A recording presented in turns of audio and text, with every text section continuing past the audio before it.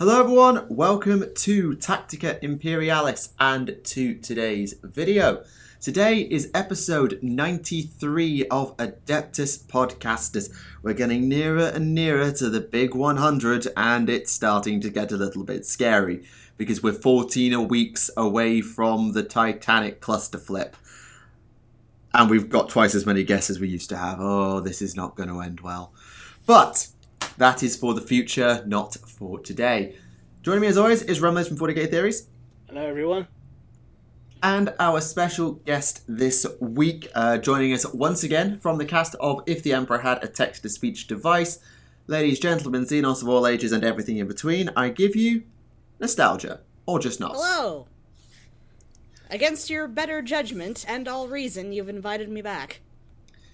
I mean, it could be worse. We could have invited both Fresh and Carl again. That's been a meme since episode 6. Let it go. It doesn't stop it from being true. I mean, fair, but that's now a meme that is. I mean, do you not remember that time when Carl just gate crashed a random episode? It's over 3 years ago now. And it will nenever die. Just like Ferris Manus eating... It's not going to die until you do it again. Exactly. Just like Ferris Manus eating sand. Or catching las cannon beams and crushing them with his bare hands. Or we will get on to the exploits of David Geimer later. Yes, but... No, please do. I'm intrigued now. I knew about the sand eating, but catching laser blasts. And crushing welcome to the Ferris Manus Primarchs novel. It was a weird time. Ooh. But... in the news this week, we'll start off with a quick little PSA for those who are not aware. With the current global situation being what it is at the moment, Games Workshop, following UK government advice, has closed down its physical stores and its online store. So you cannot go into a Warhammer stockist or basically any friendly local gaming store to purchase Warhammer because they're all closed. And they've also shut down the online store as they're not going to be shipping any physical orders until the 2nd of May at the earliest. As a result, you can't get any Warhammer now until the 2nd of May unless you can get it from an independent stockist with whatever stock they have left over. Except for a Primaris Lieutenant model that's available to buy today. Yes, that is part of today's reveals. The event-exclusive Primaris Lieutenant Amulius is going to be on an online order for 2 weeks, which will then be shipped when GW is back to moving its physical stock, whenever that so happens to be. It is also worth pointing out that you can still buy things like ebooks and audio dramas and stuff from Black Library. That's still fine. Yes, absolutely. So if you are wanting to get your hands on the rules for Psychic Awakening 6, or you want to get, say, the new Constantine Valdor novel, or whatever else, you can still do that, but you won't be able to have a physical copy, you'll only be able to have an e-copy. Better than nothing, I suppose. Yep, absolutely. Better than a kick in the teeth. I do want to point out in regards to the Constantine Valdor novel, that they fucked up the spelling a bit, didn't they, in that banner? Yeah, there was his Clavosis friend, apparently. There was a rather major typo, but on aside two banners from nitpickers on the internet, nobody cares. I care. You're a nitpicker on the internet. As are we all. But now we get to move on from the public service announcements to the announcement of things that are coming eventually. Whenever there is a new wave of releases, once they've caught up with whatever they were releasing over the next month or so, we will get our hands on some brand new miniatures and rules from the first ever online Warhammer Preview. Dun, dun, dun. Yeah, so this was done as a Twitch live stream. I actually watched it live, as did a lot of other YouTubers. Me and my Discord had a bit of a snarkathon, which was a great time. And I have to say, I just want to say this now, full credit to the community team for pulling that together, because to go from an Adepticon seminar to a studio preview streamed out from the Warhammer TV studio to a live streamed preview connecting to all the different people in their own homes, the adaptation and the efficiency at which it was pulled off, it went off without a flipping hitch. As someone who was watching live, you'd think that they planned it that way. So it was a really good show. I just want to give full credit to the community team for that. And I know it might go without saying, but it's still really good. Right. So with that out of the way, let's get on with the reveals. We're going to go in chronological order because that's what the article's been put into. Actually, it's quite nice to actually flip the order back into chronological order this time. And we started off with the first update from Warhammer Storyforge, the animation studio. In essence, we're getting a new animated anthology series known as Hammer and Bolter, of which the first animation is called Death's Hand. And the trailer for this was brilliant. I found it a little bit underwhelming, personally, to be honest. I found the animation... Sorry, go on. But then again, because this is... I assume this is not reflective of the finished product, so I'm willing to give it the benefit of a doubt, but it just seemed very... What did you find wrong with it? There was just something about it that just seemed very, for lack of a better term, unfinished. I mean, again, I know this is still, a work in progress, but for what it is so far, I just found it a little bit underwhelming, and I hope it does, pull through with a better finished product. I mean, that's not me just being a nitpicker or a contrarian or anything like that. Yeah, it's just... I get what you mean.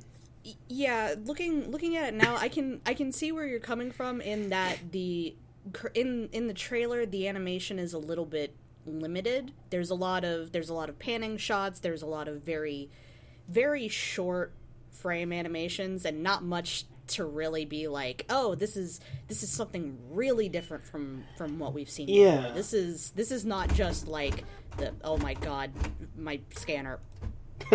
No. Why? Right, okay, I'll cover for the scanner. We've offended the machine spirit.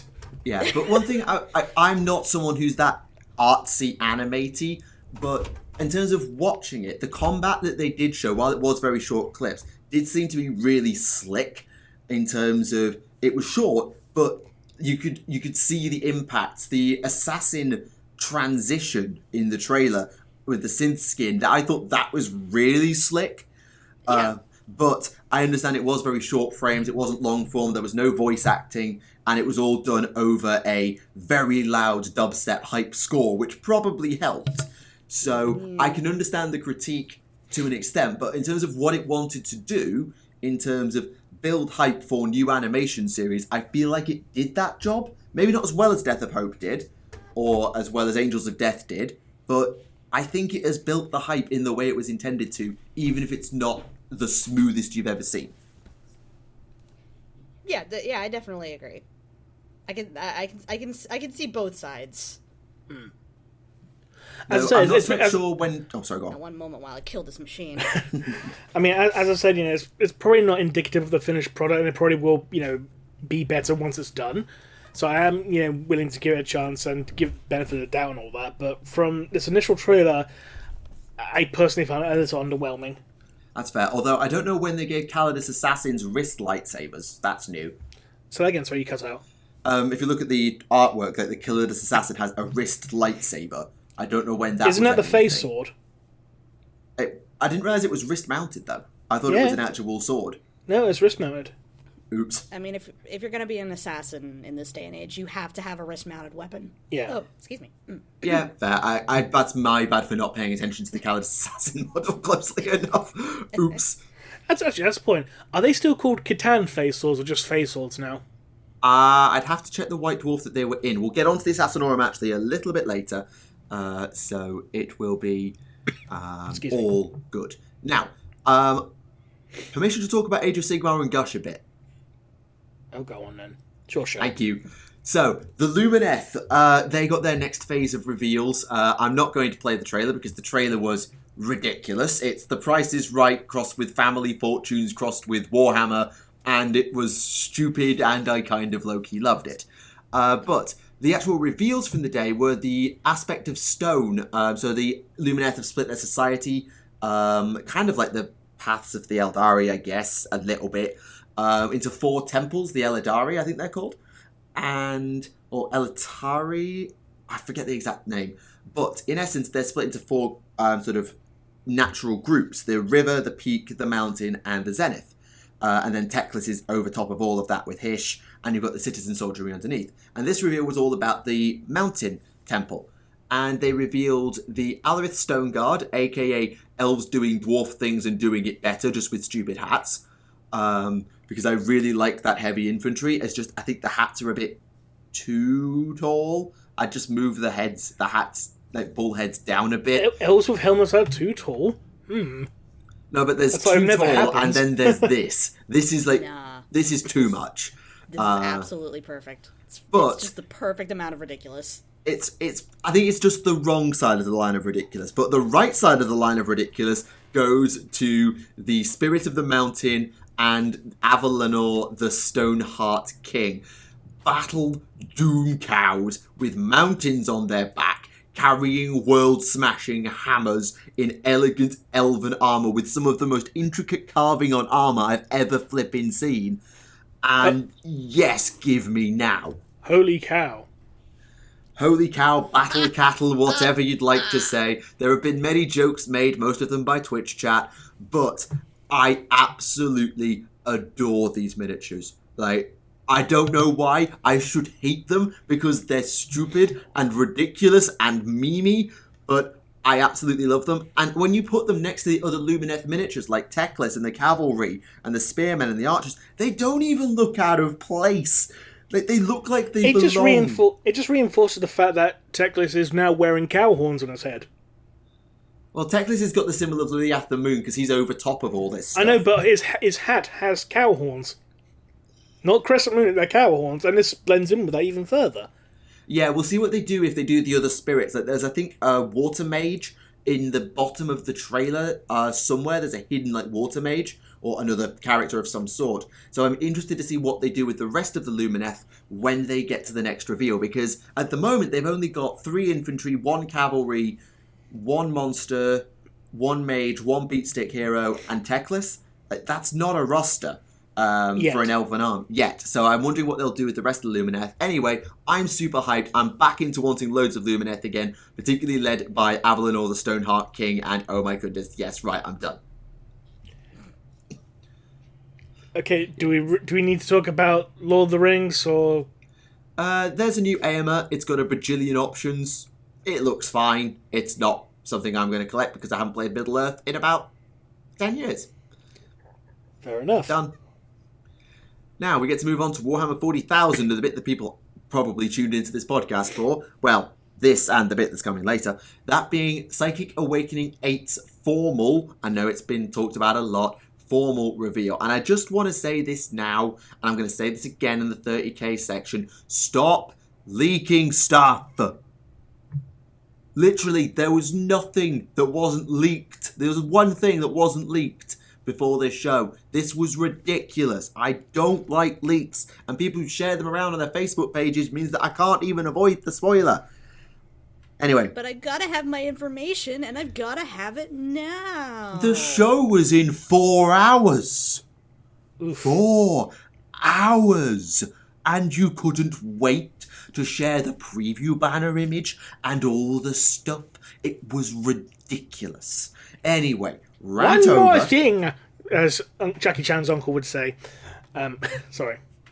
But yes, Psychic Awakening 8 and the full official reveal of the new Fabius Bile. He's got a lot taller, he's got a bit slimmer, he's got a much better looking backpack, and he's Carl. I mean, broadly speaking, this is one of the subtlest updates to a miniature that they've ever done. They've made him taller and neater, but they've barely changed the pose, really. They've slightly altered it a bit. But He got him resting his hand on his cane rather than just holding it in his hand, yeah. Yeah, and the other thing is they've taken the screaming face off of his coat. Aww. But it's a very subtle update, but it's a really good update. And I think rather than going what they did with Shadowsun and Ghazghkull, where they completely reworked the character, it still feels like Bile. And I know Ghazghkull and Shadowsun are great miniatures, and I love them both. But this is a very subtle update in a good way, same as Mephiston was and as Ragnar was. They're subtle updates that still retain the character of the original. Also, can we take a moment to appreciate his creepy old man hands? They're very they're thin and pretty. skeletal. Nice touch. Yeah, and this led on to Psychic Awakening 8, War of the Spider, which a lot of people have been banding that name around for a while, but we get it confirmed. It's going to be another triple threat, pitting the Talons of the Emperor, where they're going to reunify Custodes and Sisters of Silence, alongside the Officio Assassinorum, against the Death Guard, who are going to get chapter tactics, or like the Plague Company, so sub-tactics, I suspect. And they're going to be thrown against the Agents of Bile, a new Chaos Space Marine sub-faction, which I'm hoping will include lots of maybe Glandhounds, new men cultists, and mutations abound. There won't be new miniatures for it, but loads of like mutated rules, which I think could be really, really interesting.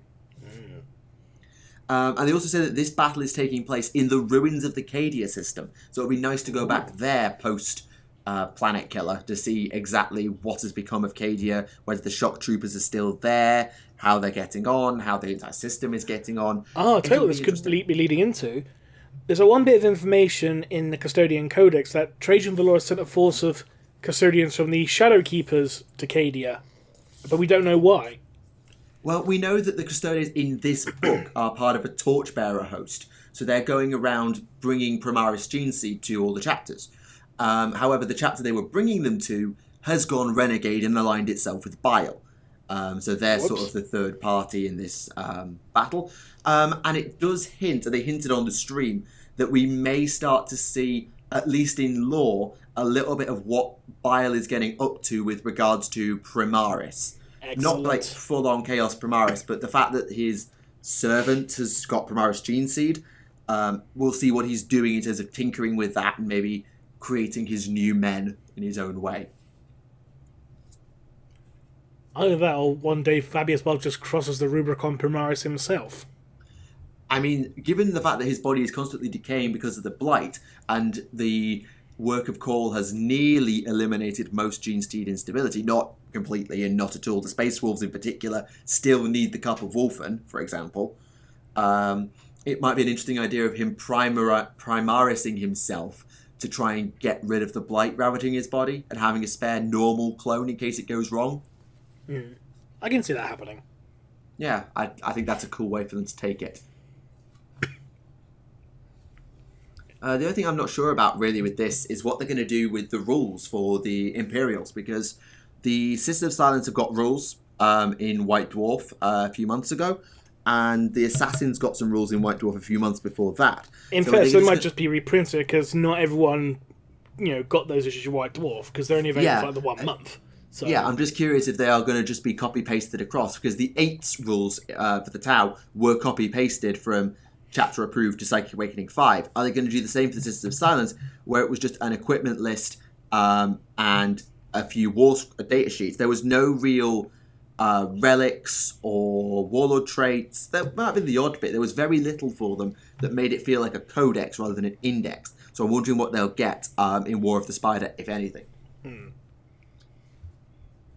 Moving down then, we got the last of the core rulebook Warcry warbands, the Scions of the Flame, and yes please.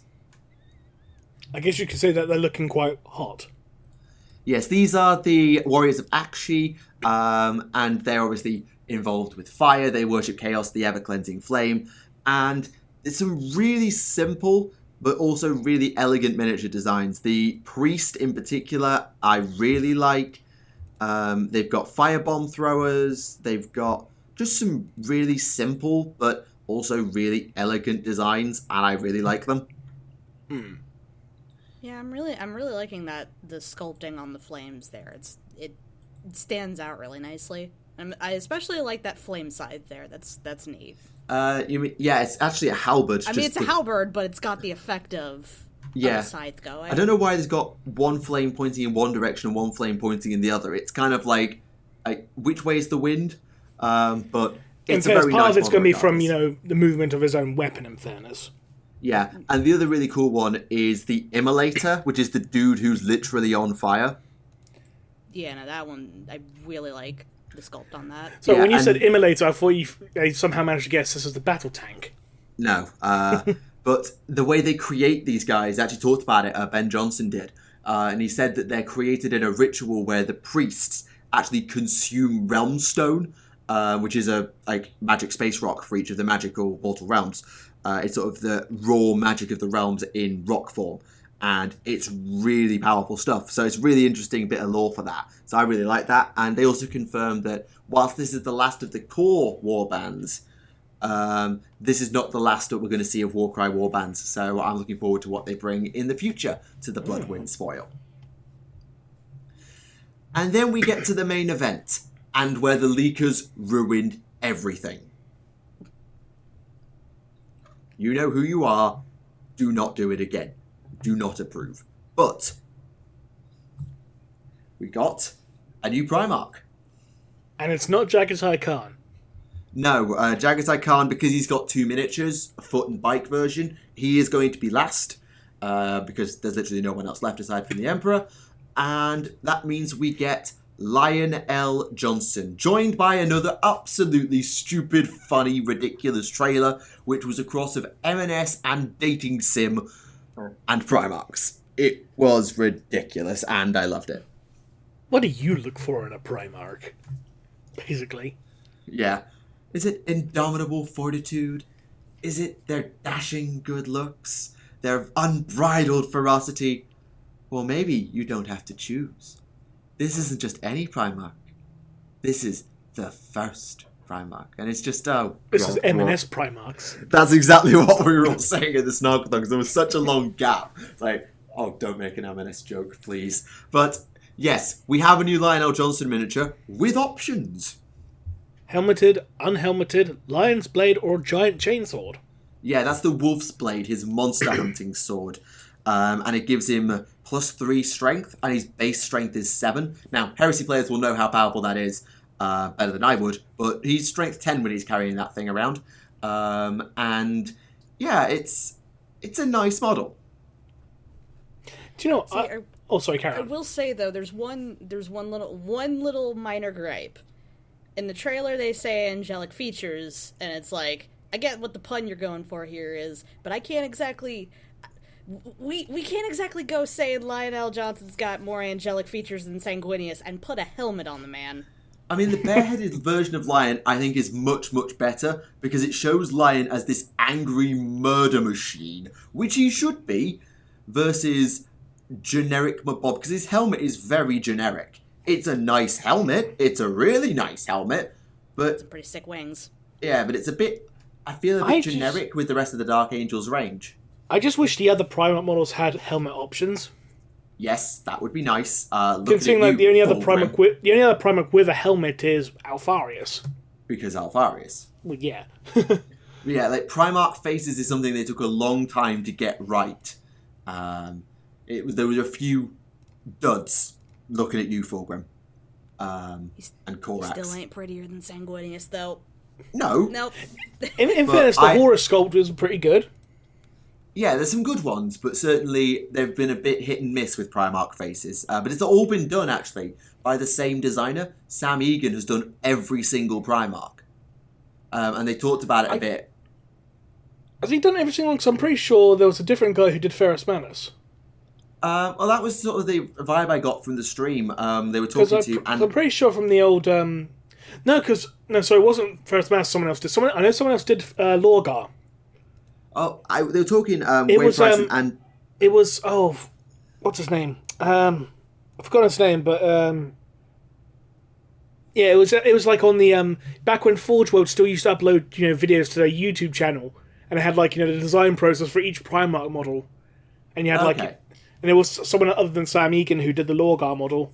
Right, I see. Well, they actually had a chat with Andy Hoare about it, and he did say that the way they do it is that Sam Egan actually does it all physically. There's no CG mock-ups. And they're ready when they're ready. There's no time limit on them being done. So it's not like, it needs to come out in June. It's ready when it's ready. Mean, in fairness, that's probably a really good idea to do, considering that these are the Primarchs, so you need to make sure they're done perfectly. Yeah, absolutely, and it's good to see that even in this age of faster releases, that they're not pushing the designers to deadlines across the board. It's kind of nice. Personally, I think the version of Lion I prefer is no hat and Lion Sword. I find that version a lot better than the chainsword hat version. But that's probably just me. And I hope that he's got enough detail and stature to stand out amongst the other Dark Angels who have also got a lot of ornate details on them. I mean, in fairness, he's going to be bigger than them all, so... He is, but he's very... like the Dark Angels, like the Terminators in particular, have got a lot of detail on them, so it'll be interesting to see how well he stands out in a crowd when they're all painted up. One thing I don't like is in regards to that regards to the base, that one Night Lord just pointing his pistol, he just looks so like, I'll just shoot you there. He looks so half-assed. Well, he's falling over dead, probably, and he's just about to be decapitated on the way down. So... Yeah, he's got a little like saunter pose. It's not because if he was half dead, you would want to have him posed in kind of more of a struggling position. Yeah, look more like he's exerting a little bit more. Whereas it kind of just looks like he's casual stroll, waddling up to him and like, gun, pew pew. Oh God, yeah. My spleen. I think the other tricky thing about the posing is that because Lionel Johnson is just so damn big, and because his armor is so big, it's hard to get a good feeling of motion with the chainsword, just because it kind of looks like he's just sort of stuck like a half-assed swing as well. I get that they show a little bit more motion in the cape, but just with somebody who's that big, it's hard to get a good feeling of and I think fast motion. I think that's why I prefer the unhelmeted version, because he looks like he's actually putting some effort into the swing, even if the model doesn't look like it's swinging all that hard. Yeah, something on the model is showing some level of exertion. So yeah, it's definitely better without the helmet. I mean, you could argue that the Primarch wouldn't need to exert themselves. They're a demigod of war fighting against basically power-armoured plebs, so they should be smashing them down like they were weak before a scythe and all that. True, but when you compare it to, models like, say, the Angron model, for example, which just exudes character, because he's just, stampeding through, bitches, just like, ah! Yeah, and the Magnus model, he doesn't look like he's trying that hard on his face, but he's got a literal vortex of magic swirling around him. He looks like a monster. The Lehman Russ model as well, just charging forward. Kind of thing. I think, do you know, out of all the Primarch models, my least favourite has probably got to be the Lorgar model, because it just looks so... bland. Yeah. I mean, I get what the guy was going for by making like as if he was very calm in the eye of the storm as he performs a ritual, but at the same time, it just looks so... if his scenic base was wrapped up in, demonic power, that might have worked. Yeah. Yeah. Whereas, when you compare it to someone like, say, the Horus model, which looks so goddamn regal and majestic. Or the Dawn model, which actually looks like he's stoically observing a battlefield like a badass. Yeah. Yeah, you don't really get a lot of personality out of that model. Because usually with most of them you can, even if you don't really know anything about the characters, which obviously if you're playing you should, but if you don't know anything about any of the characters, you can look at most of those models and immediately get a feel of what that person is about, what their shtick is. And you don't really get that with the Lorgar one. It's like he's got a staff. He's kind of standing there menacingly, I guess.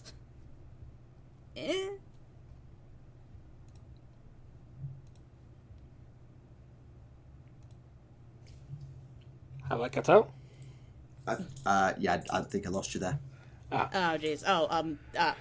Well, what I was saying was that he's just kind of standing there menacingly. You don't get a good idea of what he as a person is about. What's his whole shtick? Yeah. Yeah, I think that's fair. Although you might not get that from all the Alfarius. You wouldn't know that Alfarius is duplicitous, super genius from I'm stabbing you with a spear, but that's hard to convey in a single miniature. In fairness, he is literally stabbing a guy in the back. Yeah, actually, I think he is. You're right. You're right. So that's a kind of a subtle thing there. Considering, Alpha Legion are 20th Legion, 20 being XX, they are literally the double-cross Legion. Okay, yeah, God, I never subtle. thought of that. That is subtle. Damn it. Right, so that is everything from this wave of previews. Now, there is going to be another preview on the 4th of April, so sort of in between this podcast going live and us recording the next one. And I suspect that show will probably revolve around the specialist games, because they promised at Adepticon that they were going to do something for every single game system they have. So Blackstone, Aeronautica, Titanicus, Warcry, Shadespire, all of them would get something. And so far, all we've had is the big three, and Warcry, plus the animation stuff as well. So I think there's going to be a lot of specialist games in the next set, as well as I'm curious if they're going to do a bit more Lumineth, because they only revealed actually 2 units, as well as maybe some extra hints at what's to come in the longer term for either game system. We will see. Speaking of Blackstone, though, they did announce the new expansion for it. Yes, Deadly Alliance? Yes, not the Mortal Kombat game, for anyone asks, though that was an awesome game. I was about to say, we play Mortal Kombat now? What? So yes, this is the Zote expansion, where you can have the... What are they called? Zotes? No, but there's a name for that particular Zote. Oh, so the Archivist or something. The Archivist, I think, is actually what it is. And they've also got rules in White Dwarf for them in Kill Team, where they play as like a third party who can either help or hinder you. Just don't bring them anywhere near the NIDS. Quite so. What else have we had? There's not really been loads, obviously, with no releases. With no releases. They did do a little bit of dice crunching with the new Gazcore miniature, where it absolutely smashed Dreadnoughts, Ragnar, Commissar Yarrick. It beat Guilliman, actually. Gazcore did beat Guilliman, just. I think it may have been a bit of luck on Gazcore's side, but he did beat Guilliman and an Imperial Knight, but was sadly defeated at the end by Magnus. What a shame. Yeah, but if Magnus had actually failed one more invulnerable save, like he made 2 out of 5, if he'd have failed another one, Magnus was dead. Did they pair him up against Abaddon? They didn't. Because that would have been an interesting fight, in fairness. I mean, the fact he beat Guilliman suggests that I think he should beat Abaddon, but maybe I'm wrong. Who knows? Only one way to find out. Get your Gazgul, get your Abaddon, throw them down. Well, if you've got a Gazgul, then well done for being someone who gets them early. Well, just use the old model with the new rules. There you go. Yeah, that works. They also showed off a Titanicus army that's been on display at Warhammer World, which I found I wasn't really fussed for, but it's got an Imperator Titan conversion in it.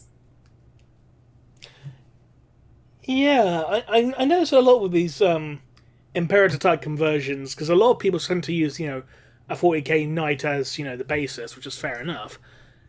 And the problem with a lot of them, I find, is that it looks less like an Imperator Titan and more like, someone literally just stuck, a piece of scenery on top of a knight.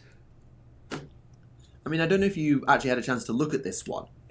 I've seen this one. It looks better than a lot of the conversions I've seen. I'm just pointing out the general problem with a lot of Imperator conversions in general. Yeah, and because you can't obviously just use a Warlord because it's a lot bigger than a Warlord. It's a difficult one, but I think they actually did use... Instead they used the 40k Dominus Knight alongside all the other miniatures. I don't know if I believe it. I don't know if I believe that, given the scale of it next to everything else, but it's cool stuff. Oh no, actually they're 40k Knights, because they're bigger than the Titanicus Reavers, and Titanicus Knights would be smaller than Titanicus Reavers. Yeah. Obviously. But it's a cool little thing, and yeah, I just thought I'd mention it if you want to go and have a look at it, if you like, on Warhammer Community. What else have we had? Oh yes! Warhammer the Old World. Oh, the new Kislevites. Yes, so we've had the first of the update articles, bringing us sort of the intro to Warhammer the Old World. They did say this was going to be a really, really long project, like 2 to 3 year job to get the project done. But it's now been about 3 months or so, and they've got our first little bit of information, our first little tidbit. No miniatures, just some lore and some mock-ups of the new concept art. So the miniature they show off is the, what do they call them? The Ice Guard, the sort of elite warrior women surrounding the Tsarina, or the Tsar of Kislev. They have got the ability to channel ice magic into their weapons, and they look kind of like straight out of Skyrim, but also badass anyway. Like, the staff looks straight out of Skyrim, and the bow looks straight out of Skyrim, and the shield looks straight out of Skyrim. But they'd still look really cool. Until they took an arrow to the knee. Oh my god, why? Because he mentioned Skyrim, it had to be done. No, it didn't. It really didn't. I mean, it's not like we're doing, impressions of Todd by saying it just works, and saying buy Skyrim on every single system, again, twice. He says saying it. Now, I know some people got a little bit wound up about these miniatures, or this design, because, they're over-fantasying fantasy, making it too high fantasy. Keep it gritty, low fantasy. I mean, it is worth pointing out, ice weapons aren't exactly new to Warhammer Fantasy. I mean, all you got to do is look at the Ogre Kingdom Yetis. They had ice weapons. And if you want to talk about high fantasy in the Warhammer Fantasy universe, do you remember the Empire having, giant boat tanks? Yeah. That was a thing. Like the Marienburg giant ships and all that stuff. Did we forget that the Lady of the Lake exists in its entirety, and that it's, we have whole segments based on Arthurian lore and all this different, definitely not low fantasy? And let's not forget the Halfling Hot Pot Catapult. And Doom Divers. And Doom Divers were awesome. Of the Skaven. Oh, and the entirety of the Skaven. Yes, that's a Literally very everything about the Skaven makes this thing not low fantasy. Yeah, I feel like the Empire is a bit more low fantasy, but certainly the setting is not. So I don't have a problem with it personally, but then again, I have my biases because I really like the setting of Age of Sigmar, and I feel like that high fantasy setting works with the Warhammer design team because they're all slightly a bit nuts, as noticed by Doomcow. So I feel like it works for them to lean into the high fantasy zaniness a little bit. So I've got no problem with it. I mean, in fairness to high fantasy, it gives, a little bit more, creative output or outlook rather than just being forced to stick with a more traditional Tolkien-esque fantasy. Yeah. Yeah, absolutely. Because let's be honest, how many times can you do humans versus orcs and goblins without getting boring? Precisely. And they do talk about the winged lancers and the horse archers. So as much as they've got these Ice Guard as an elite unit, they're not everything. And they'll still have the classics there. And I think you can't argue with it as an expansion of the lore. Because... I just remember, sorry. Didn't some of the original Kislevite models have them riding bears? I'm not old enough to know. Why is that not a thing anymore, then? Because Space Russia no longer exists.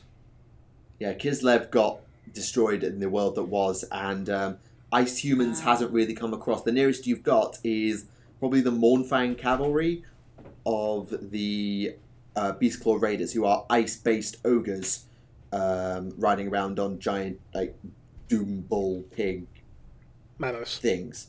Maybe mammoths, almost, yeah. I did find an armored bear here. What?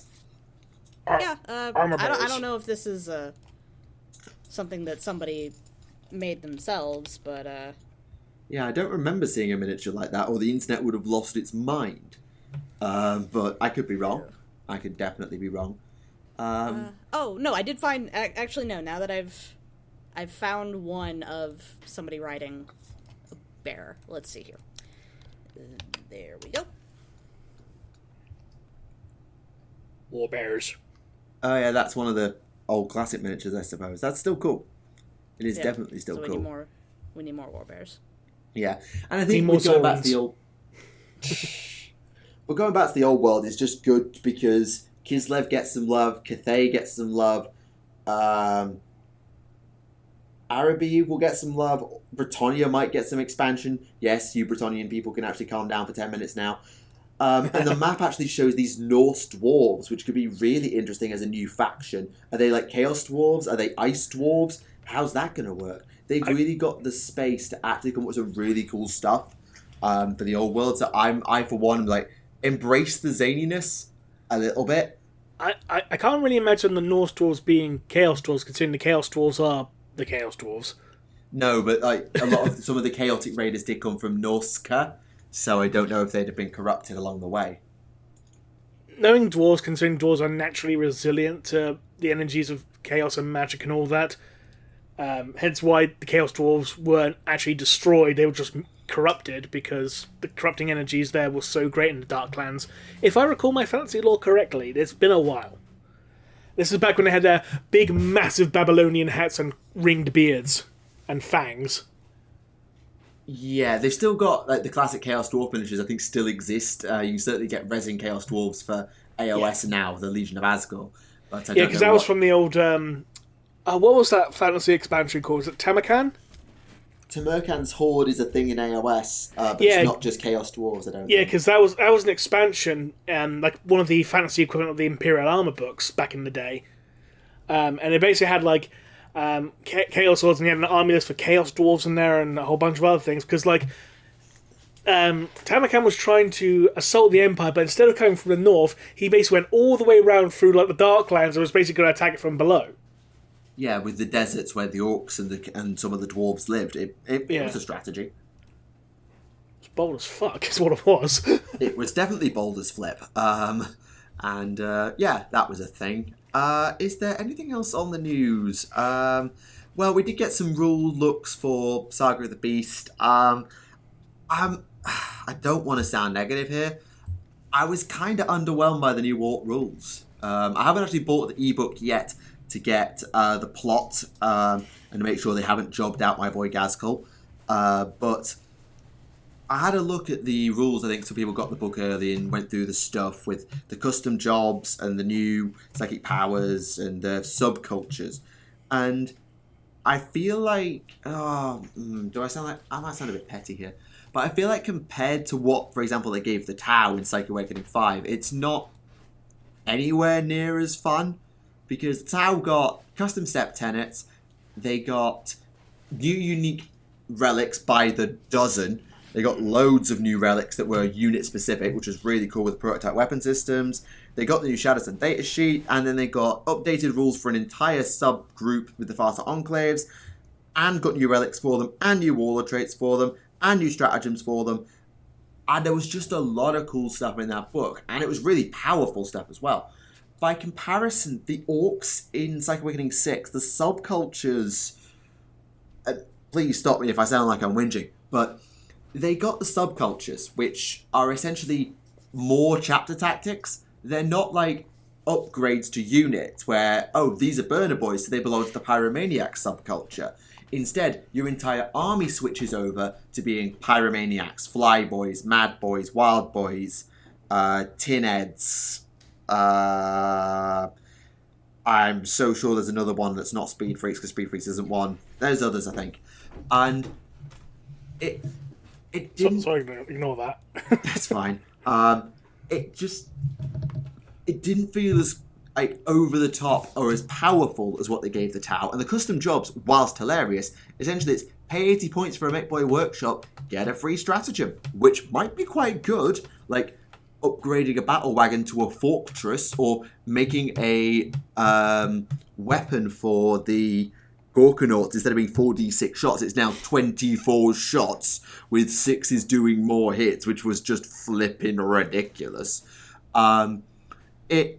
It's cool stuff. It's certainly not on the same power level as what they've done in other Psychic Awakenings, I expect. It's cool, and I'll definitely be using it because I find it fun, but I don't want to replace my chapter tactics with the subculture.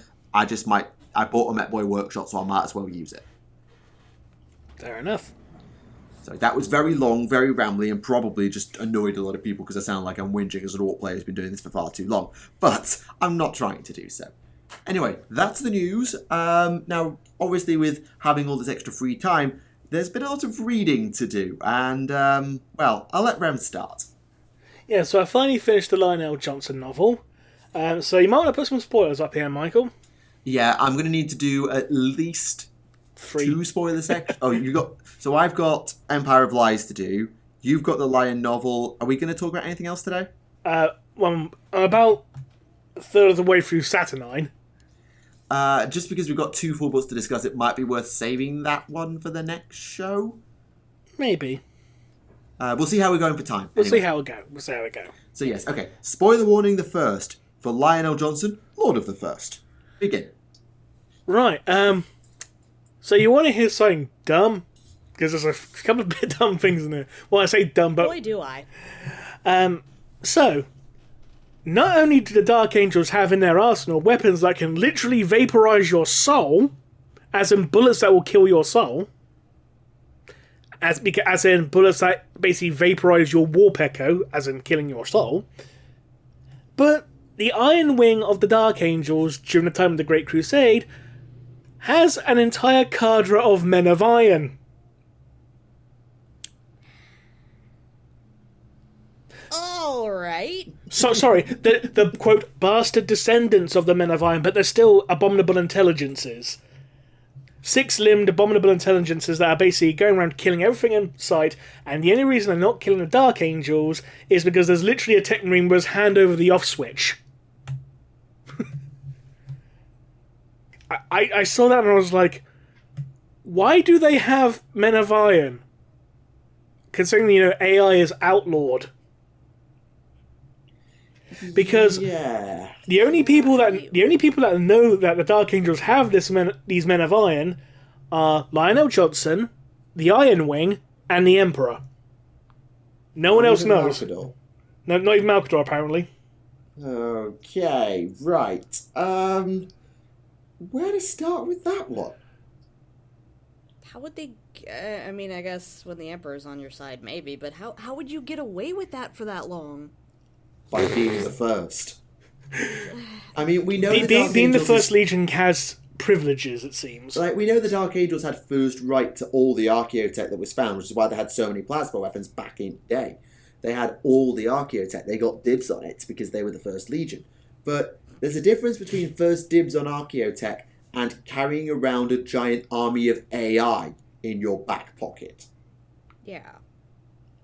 I mean, it's not an entire army, but it's like, enough for a squad or two, but not an entire army. But basically, I suppose you could say a squad of 8 men of iron is an army in its own right. But even so, yeah, you could certainly argue that. It's just one of those things that makes you go, wait, what? But yeah, the basic premise of this story was that the Dark Angels were investigating what was effectively the Bermuda Triangle in space, because a whole bunch of ships kept disappearing. And it turns out these ships were disappearing because of a Xenos race called the Crave, who are stupidly powerful psychos. I know that name. They have been mentioned before on 40k. Yeah, they have. And apparently, the youngest members of the Crave species, the youngest individuals, are older than the entire human race. Okay. I take it they just didn't get around to making more babies, or... They're just an incredibly, incredibly long-lived species that have a hive mind and have biological ships. Protonids. I wouldn't call them protonids because apparently Crave are still around. It's just one of those races that exists around the Ghoul Stars because the Ghoul Stars is home to everything fucking horrible in the world. Or galaxy, rather. That's about right. But yeah, I just still can't get over the fact that the Dark Angels have guns that can kill your soul. Literally, it's like a big heavy bolt that basically kills the soul of everyone it hits. Did the Silent Sisterhood have anything like that? I don't think so. I don't think so. I mean, there have been one or two bits of archaeotech that, like, people like Janisha Kroll may have had, but otherwise, I don't recall them ever having any tech like that. And the weirdest thing is, like, hey, here's a librarian. He's wielding a heavy bolt that vaporizes souls. What? This is now Chaplains with multi-melters. In fairness, it's not that obscene, because at least he's not dual-wielding fucking heavy bolters. Because that would be... But why not? Why not go to that extreme of just beyond cool? Because it wasn't written by C.S. Goto. To put it bluntly.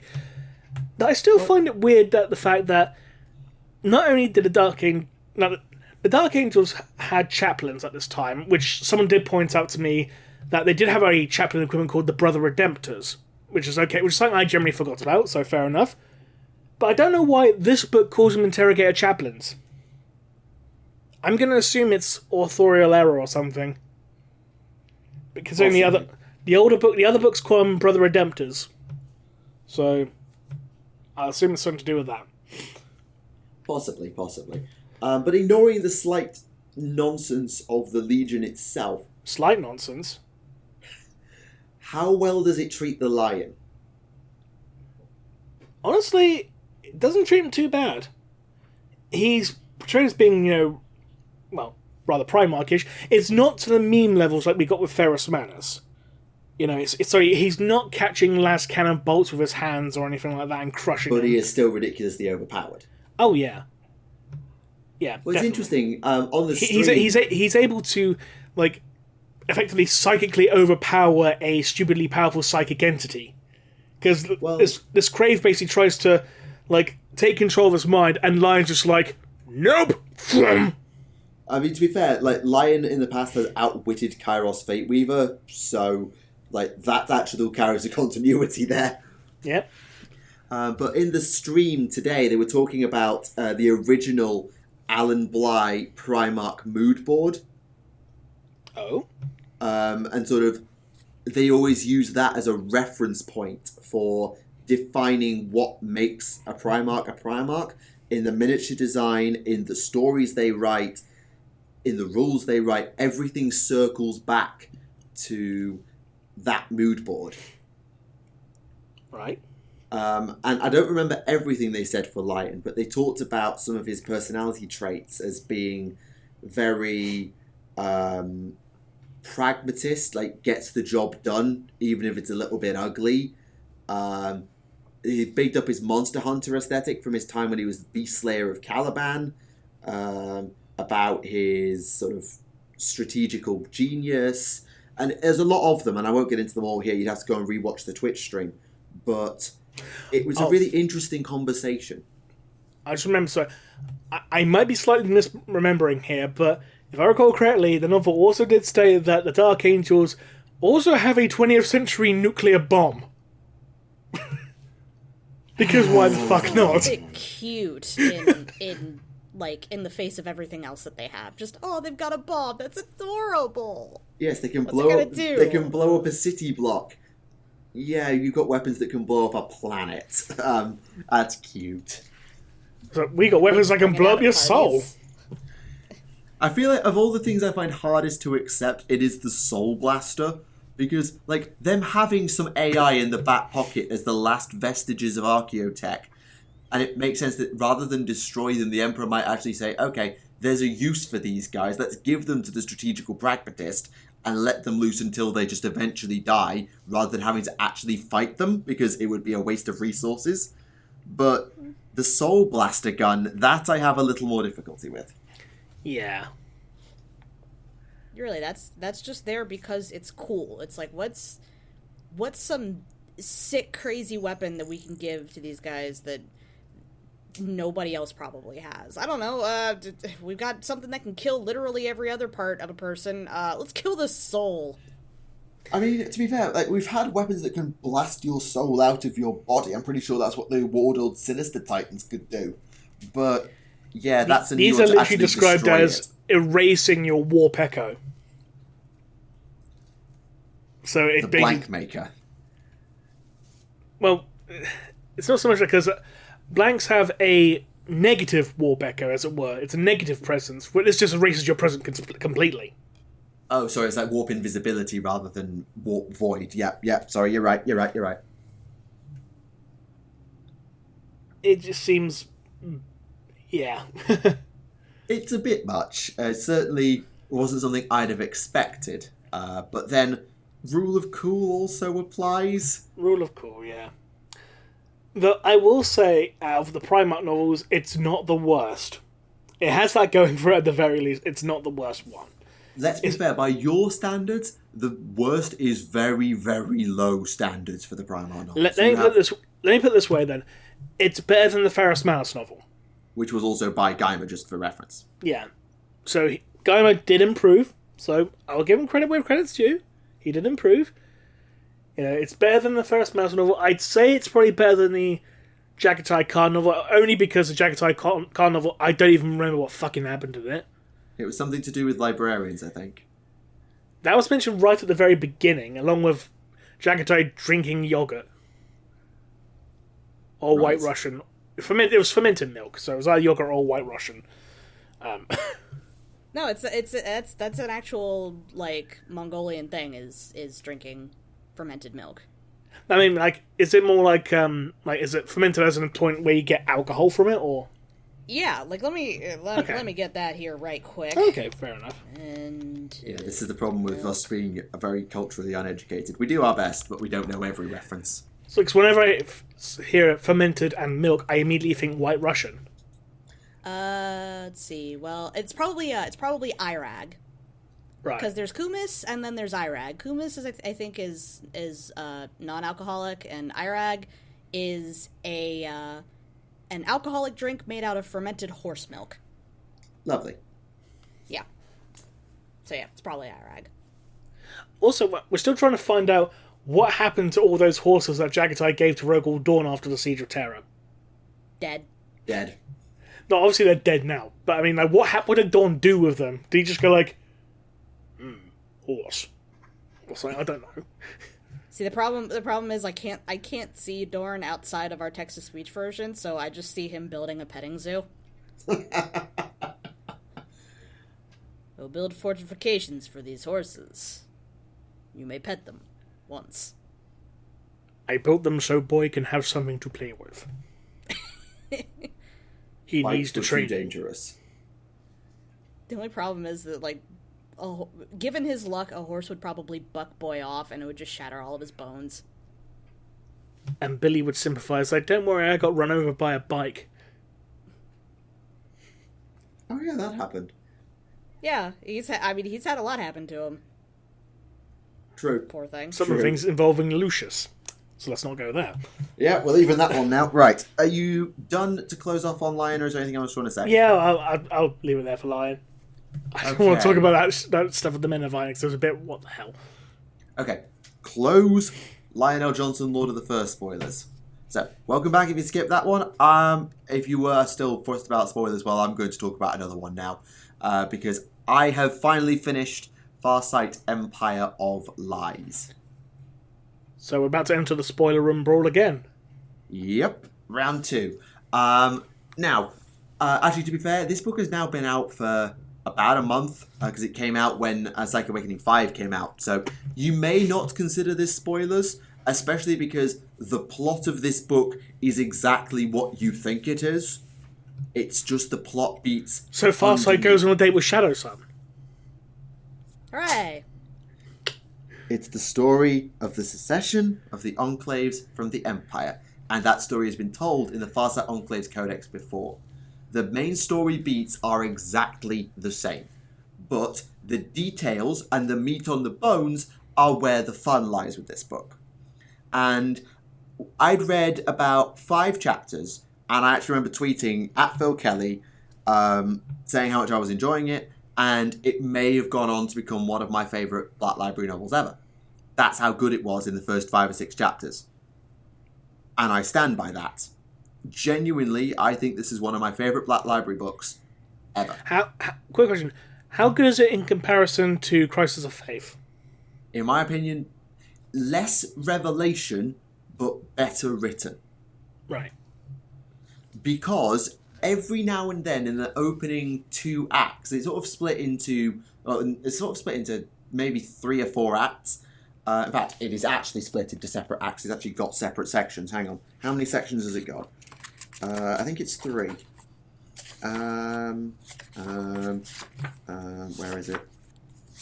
It's about 3. But in the first act in particular, they spend a little bit of time with Grog Ironteeth. Okay. So Grog, for those who don't know, was the war chief of Al Santa and the main enemy from, not quite Arcanasha, but he's now the leader of the war band that was on Arcanasha, led by Doc Toothjaw, who is now just a head in a jar. And Grog is the main harasser and the main antagonist for actually most of the book, certainly the first half. And he is responsible, for those who know their old orc lore, for the War of Dacca. So the first half of the book is actually the War of Dacca.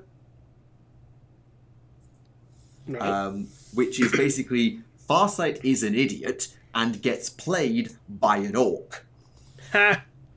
And Damn. in the scenes they have together, Grog and Captain Badrock, who is hired by Grog, have this really good relationship with themselves and with their subordinates. You know those times when you've got like 2 really smart people and they're like talking over everyone, like they know how much smarter they are, and everyone else is like trying to chip in and they're just being completely dressed down by over intellectualness. You know that sort of conversation? Right. Well, that's Grog and Badrock. They are so much smarter than every other orc in the room, and they're spelling out the plan both to their cohort and to us, the reader. And if you know your War of Dacca, that plan goes perfectly. Attack some worlds outside the Enclaves, lure the Tau in, particularly Farsight, and then ambush them and take them out. And Farsight, in his hubris and his cockiness, because he thinks he knows orcs so well, walks right into it, jetpack first, and he gets his butt handed to him on Atari Vo. See, this is the thing in regards to the orcs. The only thing you can predict about the orcs is the fact you can't predict anything about the orcs. Yeah, like I talked about in the last show, in the first chapter, where Farsight was fighting these orc simulations created by Ovesa, and he said that there's this unpredictable bit to them that you just can't put your finger on, so you can never perfectly simulate fighting against orcs. And in his hubris, he walks right into an orc Cao Yon and loses a lot of battle suits in response. And then he takes a back seat for the rest of the campaign, and the Atari Vo lot win, because of course they do. And then they go home, because Grog has looped around them, left Atari Vo, gone back to the Enclaves, and has evaded all 4 worlds. Which then is Farsight's just kind of like, oh, what have I done? I'm screwed. We're screwed. We're all... Well, not quite. We're completely screwed. And then something actually interesting happens and something new happens. So Farsight goes to see Shavastos. Now, Shavastos is one of the 8, and he was one of the original recipients of the Pure-Side Engram Neurochip, but he was due to be lobotomized because the Ethereals are dicks. And instead of handing Shavastos over, Farsight secreted him away in stasis and lied to Aunvar about it. But when Shavastos goes to see... when Shova goes to see Shavastos and Ovesa revives him, he's not talking to Shavastos. He's talking to Puretide. Oh. Because the Engram Neurochip is almost like injecting Puretide's brain into Shavastos, to an extent, and in this sort of delirium state that Shavastos is in, he's basically Puretide, and he absolutely savages Farsight verbally. He dresses him down ridiculously and tears him apart, and it was actually quite refreshing to see Farsight, this usually confident commander, get absolutely schooled by just how clever Puretide is.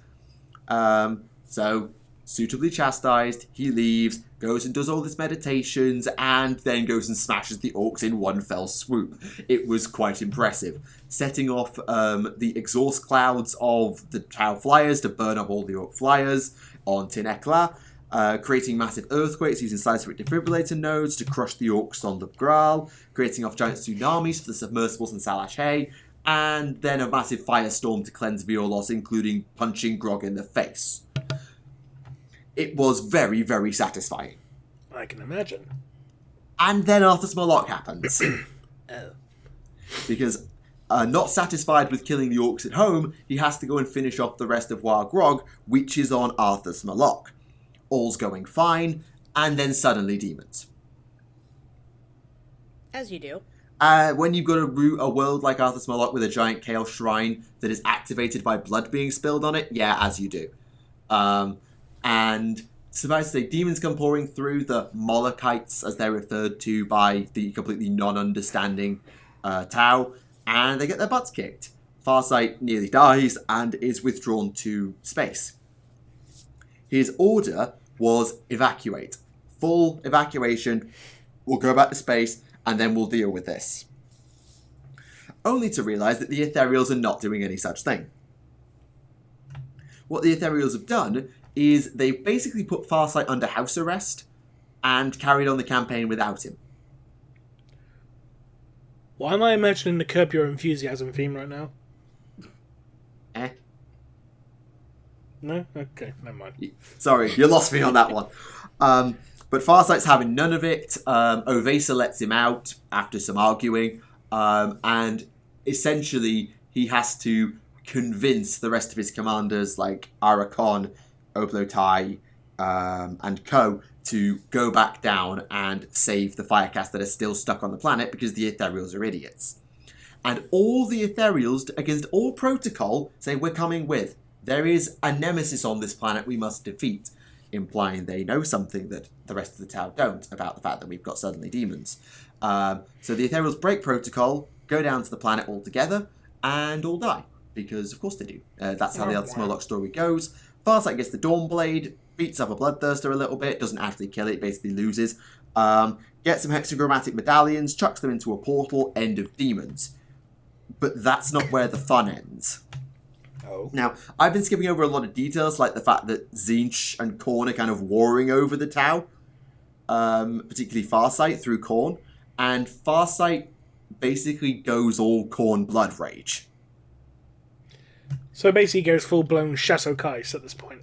He goes full murder machine. Like, he's got the Dawnblade, and his Cold Star AI embedded in his XV8 is sort of telling him, life support critical, heart rate failing, seek Earthcast assistance immediately.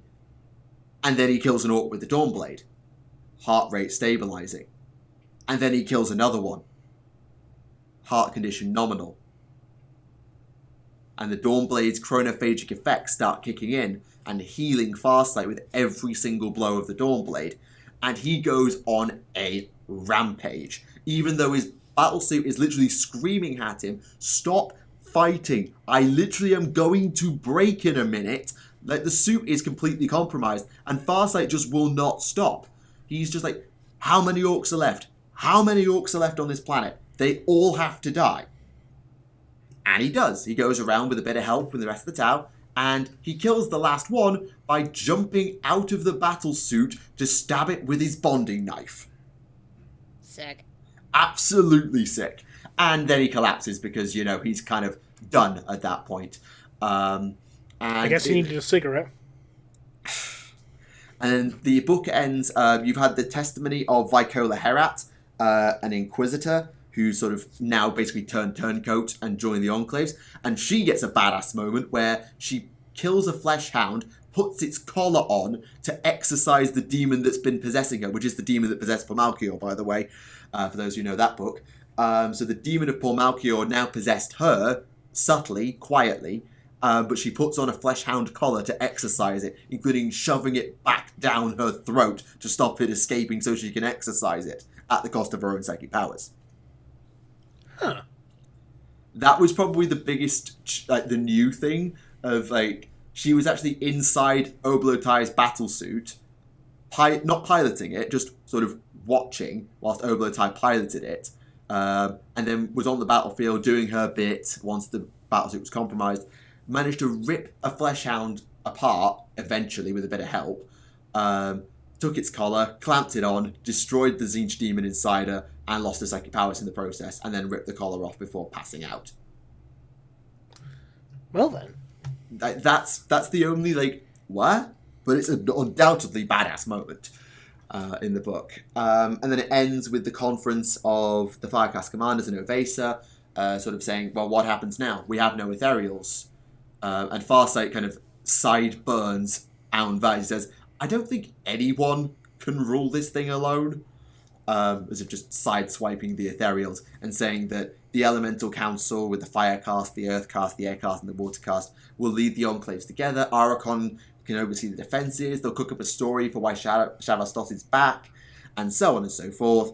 And Shavastos is told, we need someone who can embody the greater good and who believes in it the way it is. And Shavastos says, you don't? Not in the same way. Farsight has been irrevocably changed by what he's seen and what he's done and what he's learned of the ethereals.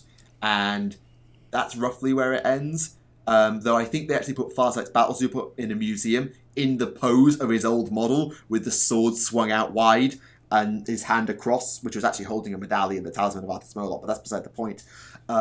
Anyway, the book was awesome, and I've talked for far too long about it, and I loved it, and yes, go and buy it. Yeah, so that's pretty rad.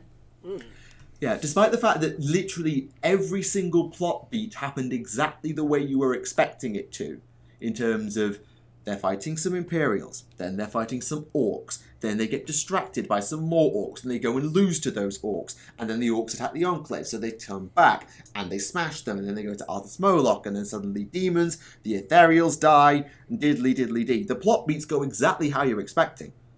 But they're so well written, with just enough new information, like the thing with the collar, and the slight shift and the split with the ethereals that's been building and building all book, and so on and so forth. It's just brilliant. I loved it. Good to know. Unless you have any questions, I'm going to end the spoilers on Empire of Lies there. No, I think you're good.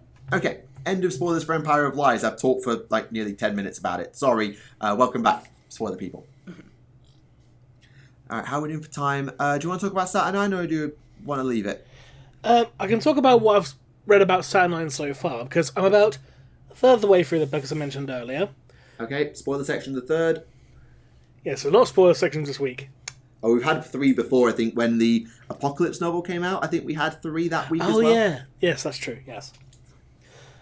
Right, so basically, the novel opens up with Kirill Sinderman travelling to the very top of the last of the gardens that are still around in the Imperial Palace, because most of them have either been, destroyed for fortification or turned over for growing food for supplies and that.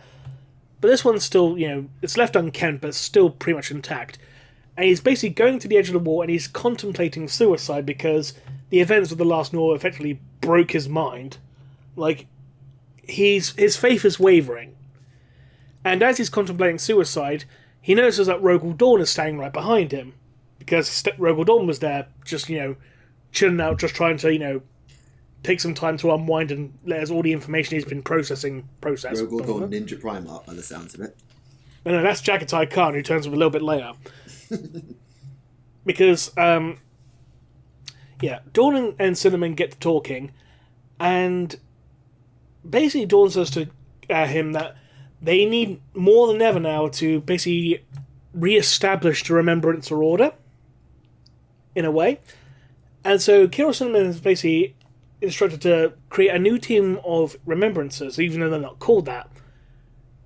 But the interesting thing is that their seal of office is now the eye, with the triple bars.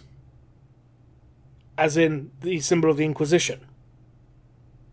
Well, we know Sinderman goes on to found the Inquisition, don't we? He becomes a founding member, yes. So this is where the seeds for the Inquisition themselves are taking root at this point. Okay, well, we know that Remembrance has also come back later, just they're completely neutered versus their heresy counterpart. And as Dawn and Cinnamon are talking, Cinnamon mentions offhand that every time he's walking anywhere near the Saturnine wall, he keeps feeling this vibration. And Dawn starts, looking over all the information oh shit, there's something he missed in his defenses. There's a weakness in the walls that he'd never considered. Oh dear. No, it's just basically where that wall is specifically. It's one of the least defended walls, but where it is, it's basically like an arterial route directly to the Sanctum Imperialis. Okay, so it's not that it's badly constructed, it's a shortcut for the traitors if they can take it. And he completely overlooked this and realised, if I've missed this and Perturabo's discovered this, we're fucked. But at the same time, later on, Dawn has a secret meeting with Malkador and Constantine Valdor, with Janisha Kroll there as well, to basically make sure no one can psychically spy on it. Makes sense. And they basically say, like, we got these four key points that we all need to defend. We don't have the forces to defend all four. We need to give up one. And so basically they're going to make a diversionary attack, diversionary defense as it were, so the traitors will push through, but without knowing that it's a feint, or it's a designed weakness. So they can't tell anyone defending that wall that, you're being a sacrificial unit, so you're going to die, blah, blah, blah. Right. Now, at the same time, while we're having this meeting, a couple of Imperial army generals are basically complaining to Dawn's Huskarls, like, basically saying, why isn't Dawn here overseeing the defense? We need him, blah, blah, blah. And they start bow-mouthing him. And Jagatai Khan, appearing out of fucking nowhere, right behind them, basically tells them to get out. It's like, my lord, we didn't mean to speak out of turn. We're just extremely tired and frustrated. And Jagatai Khan says, and I quote, I don't give a shit. Not a single shit. Get out. Oh, Khan. It was a bit, taken by surprise by saying, a Primarch actually swearing. Okay. I mean, if anyone was going to, it would be the uncouth Khan. Oh, yeah, of course. But it's still a bit weird to see a Primarch swearing. Oh, that does remind me, going back briefly to Dawn and Kira Cinnamon's conversation. Dawn actually admits that he's afraid. Not afraid for the Imperium, actually afraid. I'll get the exact quote, 1 second. I mean, that is a natural... Well, I say human emotion, but Dawn's not human. So... Exactly. Where is it? Because I posted it the other day. Well, they do say, fear keeps you alive, so maybe it would make sense for the Emperor not to purge that emotion. When they're talking about fear, Dawn says that it's a luxury he's not permitted, and Kira says, do you wish you were? I don't know. I don't know what it feels like. What does it feel like? Well, how do you feel? I feel a biting at my throat, a pounding inflammation on my mind. I feel the limits of my ability, and yet I must give more, and I don't know where that will come from. Then I think that, if I may be audacious to say so, you're afraid. And Dawn's eyes just widen, a revelation. He was like, oh shit, I'm afraid. Interesting. But as they're having that conversation, he's talking about, the need for remembrances and how we need to be, chronicling history regardless of who wins in order to maintain accuracy. Then he goes, oh god, I'm sounding like Gilliman.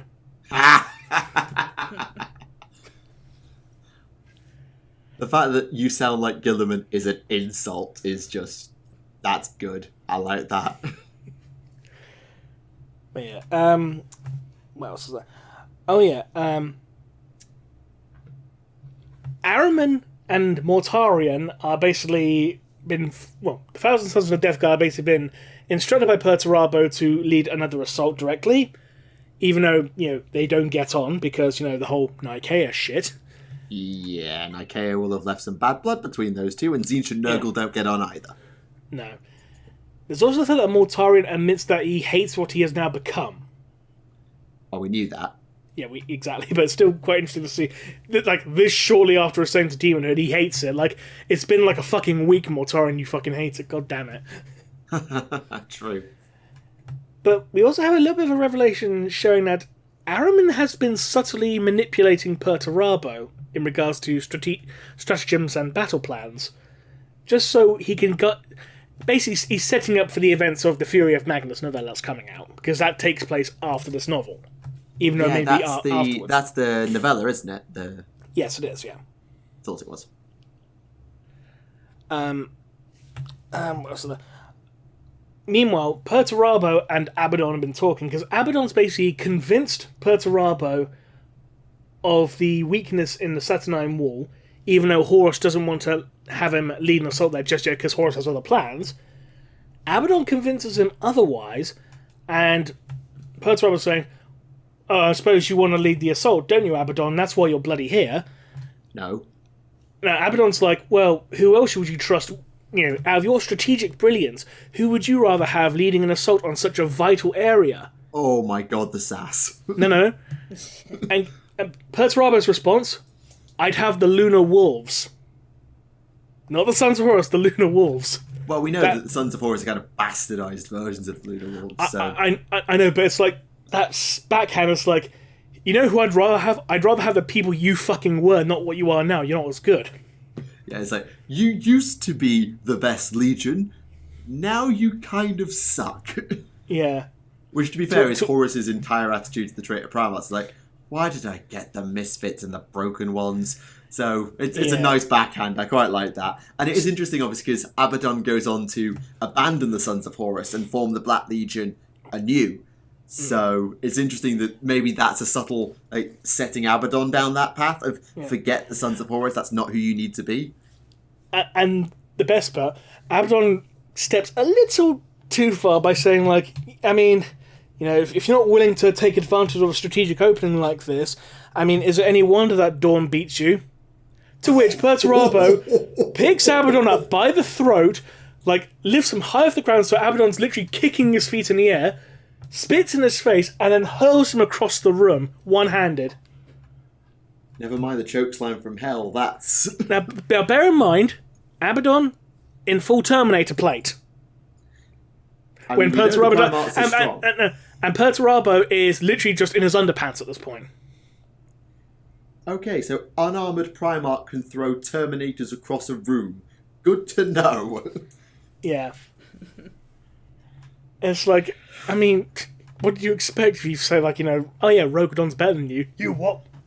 Literally, if there is such a thing as don't touch that nerve with Perturabo, it's comparing him to Dawn. It's like the least sensible thing to do. But the interesting thing, Perturabo actually, gives some praise to Dawn, and basically because, Perturabo's just sitting in his underpants, relaxing at this point, and everyone's like, why aren't you overseeing all the data? And it's like, this is something that Dawn actually told me what to do. After viewing all the data for a while, step back for a bit so you can absorb it and look at it anew later. Otherwise you'll miss something.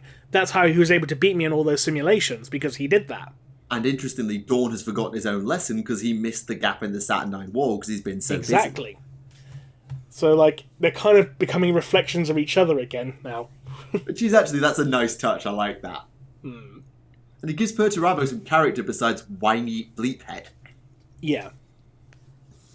Also, surprisingly enough, because the question actually came up the other day on one of the servers I'm in on Discord, basically asking, do Primarchs have black carapaces? To which I asked Gab Thorpe, because I thought, might as well ask one of the Black Library authors. He says, no, they don't. Are we considering this spoilers? Because I don't know if people outside of the spoiler section might want to hear this. Just because I want to point out one very small thing in regards to what Perturabo is described as having while he's in his underpants. Okay, fine. We'll stay in spoilers. Yeah. Oh my. So he's described as having a body that's, pockmarked with pockets with socket plugs and all that, which is to be expected with power armor these days, because Demon Magnus has that on his model, even though it's fake. And Repentia have it as well. Yep.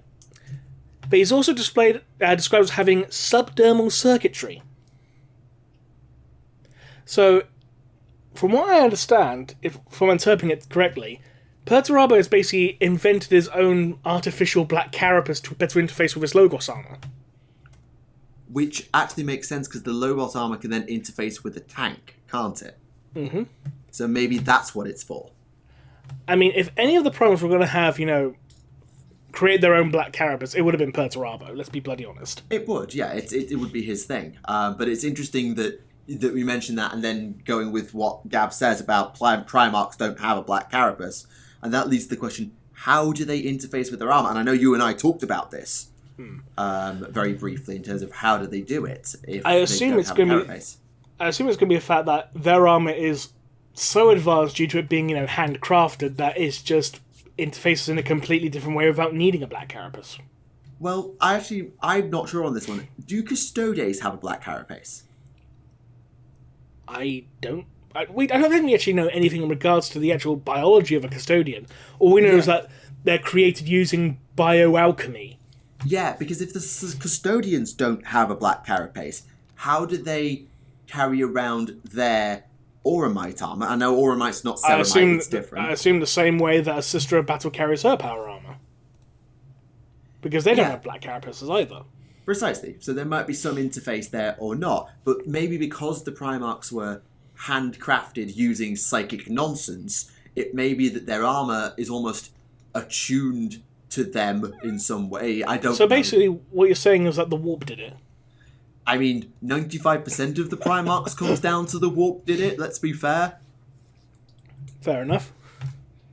So yeah, Primarch armor, the warp did it, except for Perturabo, he was smart enough to actually make a black carapace. Yeah, or a tank interfacing black carapace. An iron carapace, there we go. Makes more sense for Perturabo. There we go. There we go. Are we done with Saturnine? For now. Okay, we'll be back to that next episode, I expect, because Rem will just keep reading, but close Saturnine spoilers section. I think that went longer than the Empire of Light, so I don't feel so bad now. Okay, we've got time. Should we do some questions? Quick question first, though. Nos, have you been reading anything? Funny story about that. So, I was... In preparation for this, I was hoping that I would be able to come up with, another thing along the lines of Crown of Destruction that I could share with everybody, because I am a purveyor of terrible, terrible things. Mm-hmm. But trying to find that has actually, especially for specifically 40k, has been kind of difficult, because, for one, I didn't want to just go straight to CS:GO. Understandable. Because that was too easy. Low hanging fruit, yeah. Yeah, but I looked around, I, did some general overviews of, worst 40k books, and it seems that the consensus is that the worst 40k book is mediocre. There's not anything aside from CS:GO that anybody can look at and be like, that was balls. That was just absolutely worthless. Rem would like a word. Not even Ian Watson. That's why I wanted to bring that up here, because I wanted to be like, since obviously you guys are a lot more well-read on this than I am, what would you consider outside of CS:GO to be something that was just legitimately terrible, whether it was in book form, comic form, whatever? And since you kept bringing up the Ferrus Manus thing, I was curious about that. Oh no, that's worse in Rem's anything mind. Else? Yeah. I'll let Michael start this one off, because you probably will know why I say. Yeah. Certainly, I've got two answers for where yours is going to go. I was very picky about my reading when I was younger. I didn't buy many books, and nowadays I get a lot of my lore secondhand, and I've only really started buying novels quite recently. I've got the two two of the three Mephiston novels sat on my bookshelf, on the cupboard by my bed, ready to be read when I finished Oaths and Conquests, the Age of Sigmar anthology. And I don't remember ever reading a 40k or AOS book that I didn't finish to completion that felt like a slog to finish. I've not given up on a book halfway through, and I've never felt, I've got to finish this one off now. I've left Gloomspite because I wanted to read Empire of Lies. I was just too hyped for Empire of Lies. But I feel like if there's a book that I'm trying to think back of that I've read that I don't really remember anything about, I read Fall of Damnos and I don't remember anything about it. I remember it being bad. That's about it. There was... Firecast was a novel by Peter Faiavari, but that's just because I haven't read it in ages, and I remember doing an English literature project about it, so I must have enjoyed it. I've just forgotten how it goes because it's been too long. I don't remember much of the Plagues of Orpheus, which is one of the other Space Marine Battles novels. I think it was the Plagues of Orpheus. Or some other thing, the Plagues of something. Orath. Plagues of Orath. That was it. I don't really remember that, but the bits I do remember were interesting, of seeing how a Nurgle plague takes over a planet. So really, I can't think of anything that was bad that I've read. Certainly nothing that would go below mediocre, sort of like you were saying. Yeah, because it kept coming up as that usually, like, most of what anybody would complain about was that, oh, it was just kind of boring, nothing really happened, it was a slog to get through, and it's like, I'm not looking for that, I'm looking for the meat. I'm looking for the, oh god, why did they write this? Or, oh god, why was this drawn this way? Who thought this was a good idea? Which basically boils down to Goto novels, Watson novels, and memes. Yeah, and that's, it's so tough to not just go for those easy targets. Indeed. That was your cue. Again, people already know what books I've been complaining about because I do it all the bloody time. All the time. So, I don't want to continue beating a dead horse. Though I do want to say right now, Disharmonia, we're still waiting on that 11-page worth of notes review for the novel. Yeah, still waiting. One. Still waiting. So, on that note, we shall go for questions, shall we? If there's nothing else to add, then yeah, absolutely. Okay, let me just bring them up. So prepared on this show. Oh, of course we are. Right. Nothing but professionals. What might happen if some other race dons the Eldar Phoenix Lord armor? Will they be possessed for all... Hang on, what? Will they be possessed, or for others will just be an innate suit of armor? Basically, does the Phoenix Lord possession trick work on not Eldari? I assume not. I would assume that because they're not an Eldari, then the suit would basically... It is almost that the soul would reject them. Possibly even do a Tau battle suit and kill them, because you are not able to wear this suit, you are not worthy, you're not identified as being able to wear this suit, therefore you die to protect the suit from falling into the hands of not Eldari. Yeah, given how things tend to go in the universe, I would presume it probably kills you. More than likely. Right. Who do you consider to be the most nuanced and deep character in 40k? Oof, that's difficult.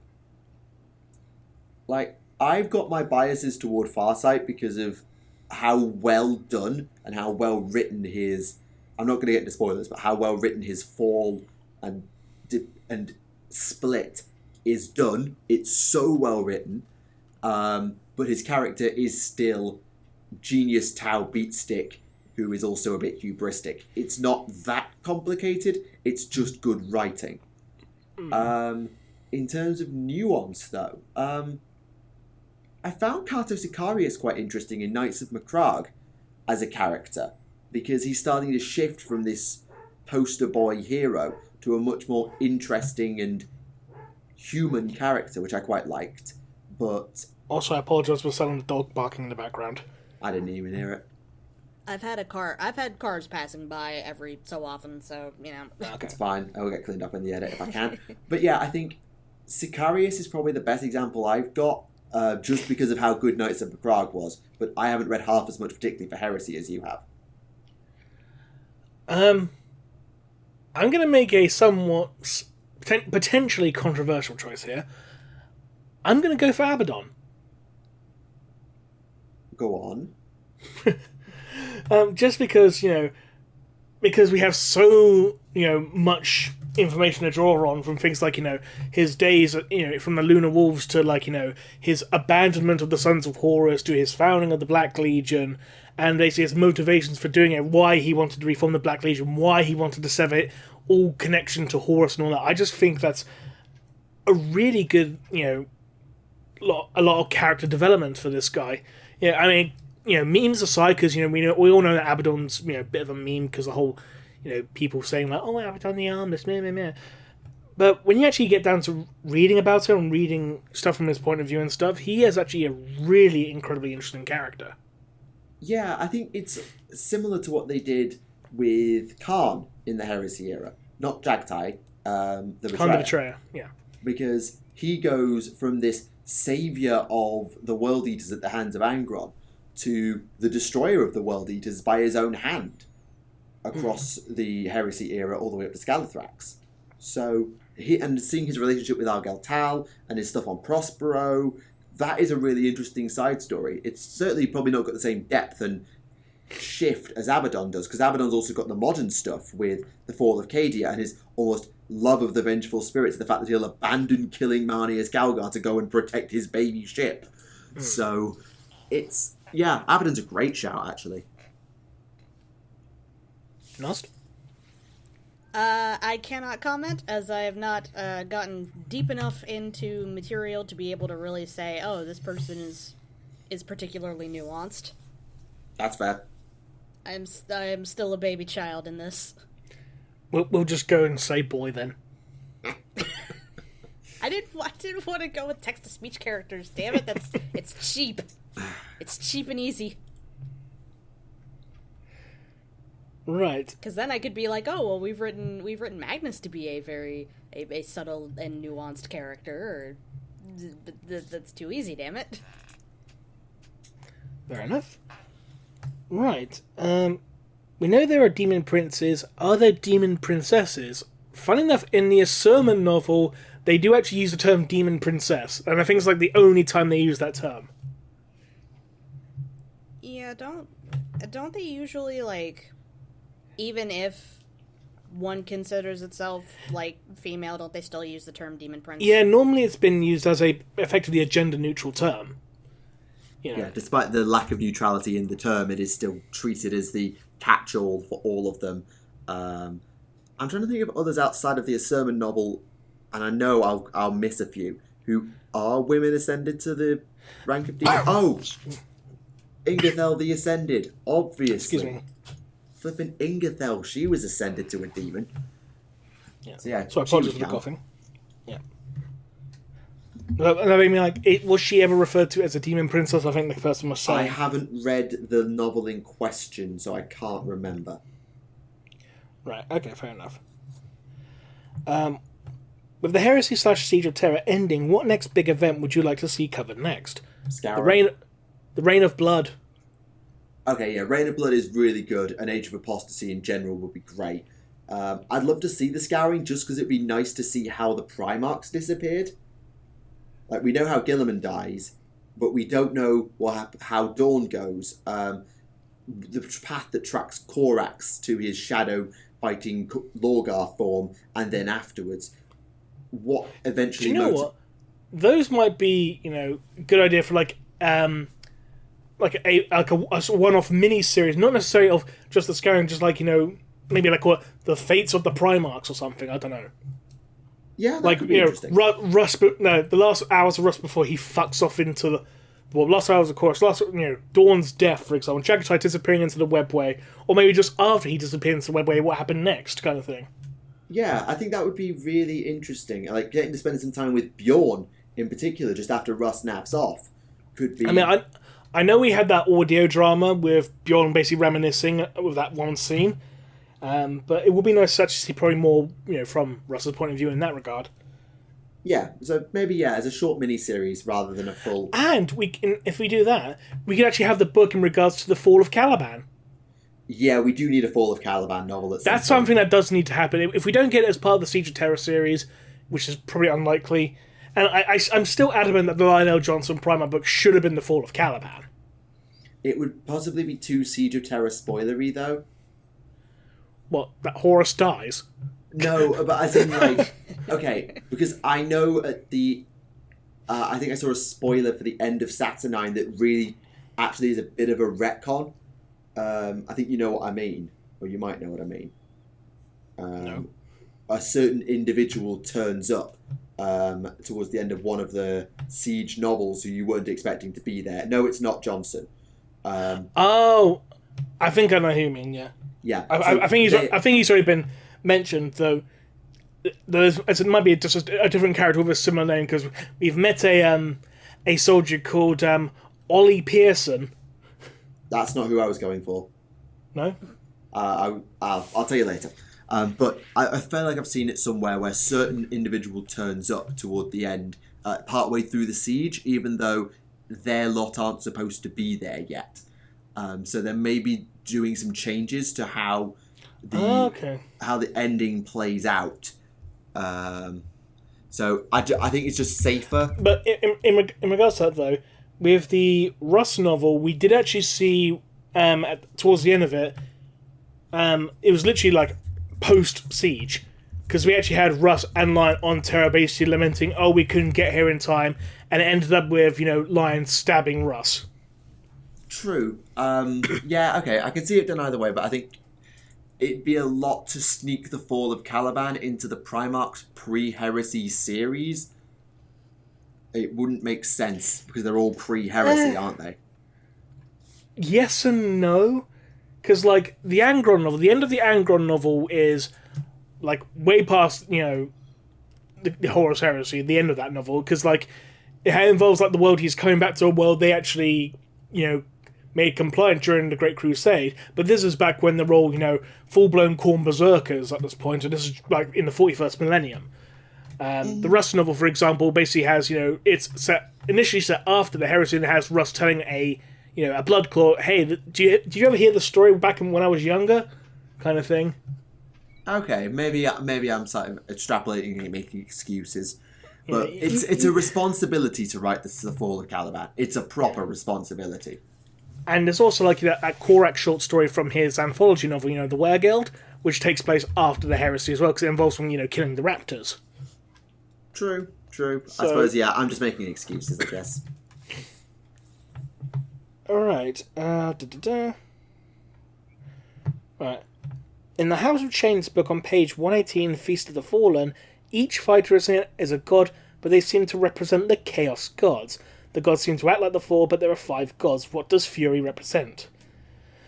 Right, so the Feast of the Fallen is a House Goliath ritual where basically they're honouring their ancestors and the original founders of the house. Now, what this person's talking about is a scenario where basically, people are trying to fight to become, quote, the god. Not a literal god, but basically being, the god in name for the purpose of their ritual / game / sport, whatever. There's the god of blood, obviously Khorne. The god of poison, which is presumably Nurgle. The god of pain, Slanesh. And the god of fire, Tzeentch. And there's also the god of fury. So if I had to guess, using the main chaos gods as, analogous to this, I would just probably say Fury is Malice. The fury of anarchy, as it were. Yeah, there's a stretch to say that the Holy Fury of the Emperor, but the Goliath are not that compliant. Yeah, it's either the Emperor or Malice. It's one of those two, I reckon. Or it could just be complete coincidence and they don't actually represent anyone, or they just, it's a term used to denominate a specific ancestor. I mean, to be fair, when this was written, 40k was all about making references, so I wouldn't be surprised if it was originally meant as a reference. To be honest, I think this is actually the first time the Feast of the Fallen has ever been expanded beyond, one sentence from the original Necromunda lore. Oh, fair enough. Maybe I'm wrong then. Still, neat reference. Oh, yeah. Right. Considering 40k is a setting often obfuscated through lies, propaganda, perception, and allegory, what character or characters would you say is the closest to telling the truth? The best truth teller? Probably someone who serves chaos. But even in chaos is, by its definition, not known for being honest. I mean, Kara's Fate Weaver never lies. And always lies. Like, one head always tells the truth.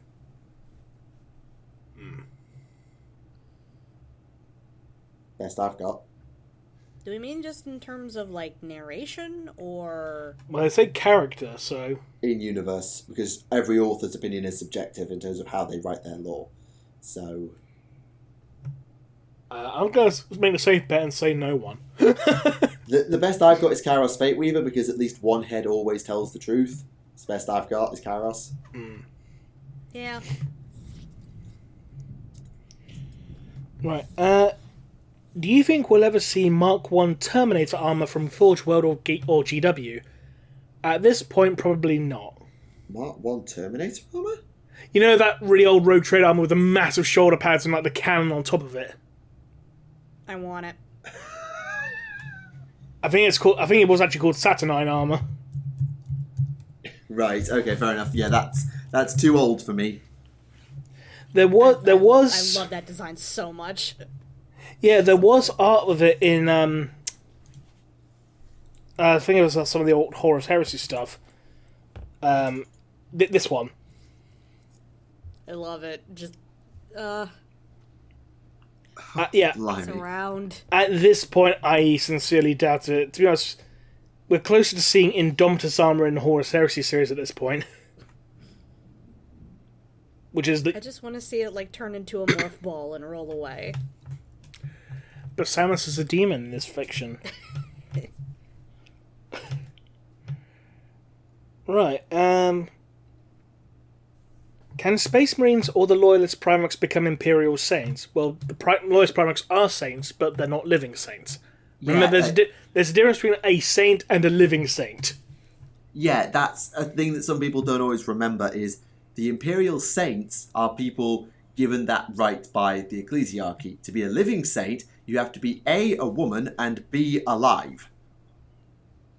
And you don't actually necessarily have to be a woman, because there's also Saint Lozapath, who's a male. He's a male living saint. Yeah. Sorry. All the other living saints are from the Sisters of Battle. To be honest, the living saint thing is kind of weird, because we have one source saying that living saints are always female, and then we have the story with a male living saint. I think I'm wondering if it's one of those things where it just started off specifically as it's only sisters that turn into like living saints, and then eventually somebody was like, well, what if, I don't know, somebody outside of it? What if it's just that you have to be human and manage to somehow tap into the power of the Emperor, Well, there was Saint Sabbat. Somebody that can just pull it off. There was Saint Sabbat, because she wasn't a Sister of Battle, she was a shepherd.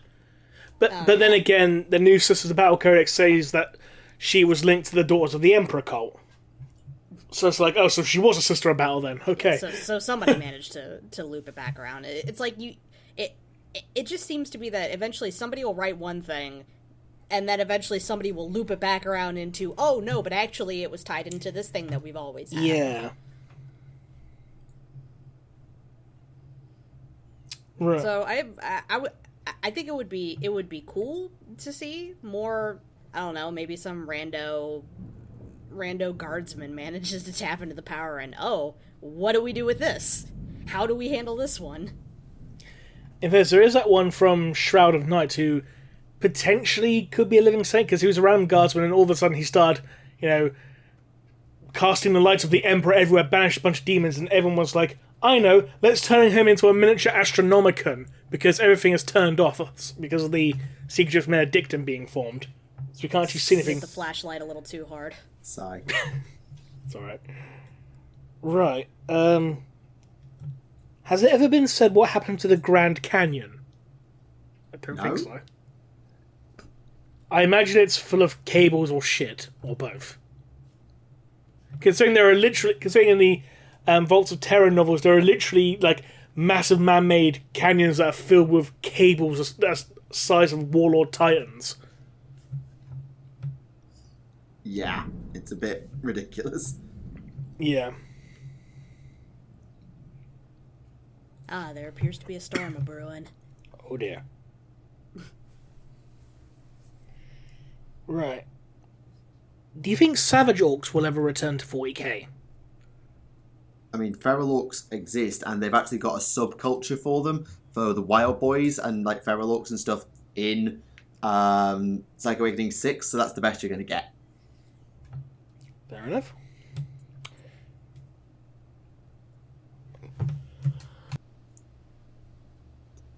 Excuse me, I had to cough. If I... Right.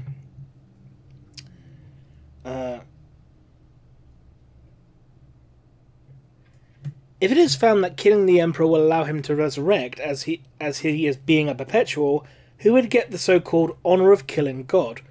Well, we need to point to that we don't know if he's actually able to resurrect at this point, considering Well, they do say if it's proven. The question does caveat that. Yeah.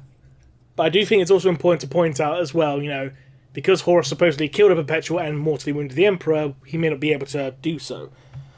But if he does get the honour, Guilliman. Yeah, it has to be Guilliman. There's no way you trust anyone who wasn't the Emperor's son to do it. You wouldn't let Cole anywhere near that button. The only other person who might get the honour is Trajan Valoris. Yeah, Captain General of the Custodes, or, the Primarch. Or Lion just wakes up, goes to Terra, stabs Dad, and goes back to bed. Does it while he's half asleep, too. He's just sleepwalking. Sleepwalks from the Rock to Terra. Yes.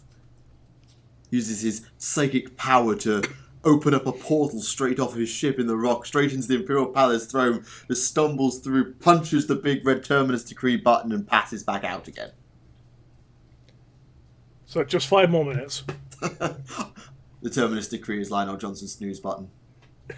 He's just kind of mumbling nonsense the entire way. Oh dear. We have fun here. Do we? I don't know, I've only been here twice.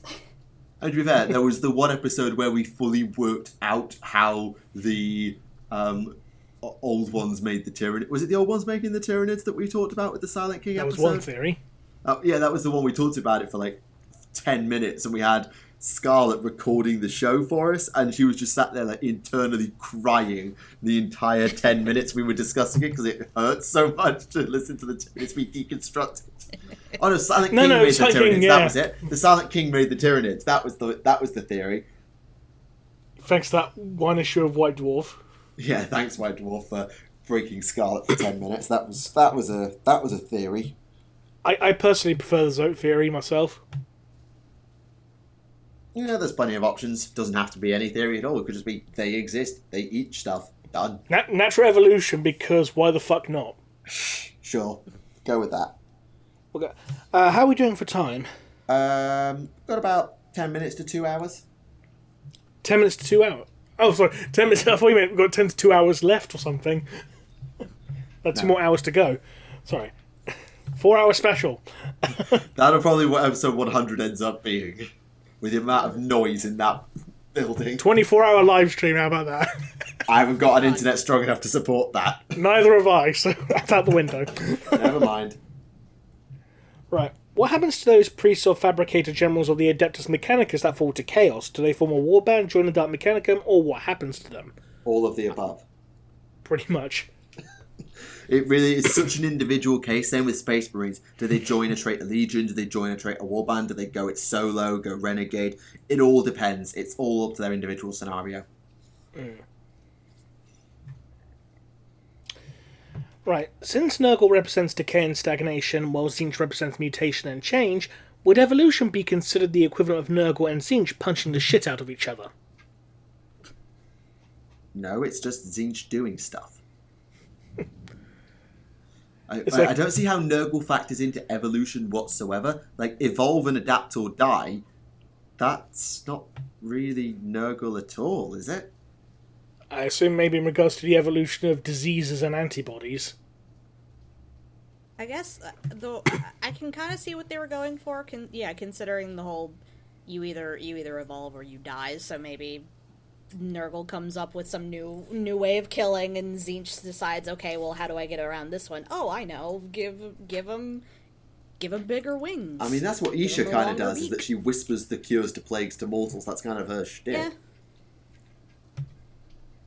Well, I meant more just specifically in terms of, like, I guess, bodily evolution rather than, like, specifically curing diseases. Oh, yeah, I know. Sorry. Yeah. So I can see where they're coming from. Oh my god, why? Well, sounds quite ominous. We should probably start wrapping this up soon before Nos loses connection from the storm. Before you suddenly hear the sounds of explosions. Right, okay, we'll call it there then. Rains from the skies. So, thank you very much, everyone, for watching today's 93rd episode of Adeptus Podcastus. I just one more thing I want to point out. I didn't say it earlier. I just want to say how ridiculous this community now is. That the live stream for the online preview had over 45,000 concurrent viewers at one point. It was the most viewed stream concurrent viewers on Twitch for at least some time, and it was in the top 5 pretty much the entire time. Nice. That's exciting.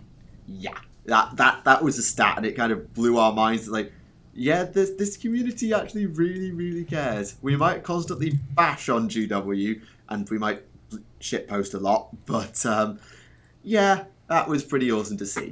So, thank you very much for watching today's episode of Adeptus Podcastus. We do hope you have enjoyed it. If you have any questions, do leave them in the comments below with the word question at the front so we can answer them next time.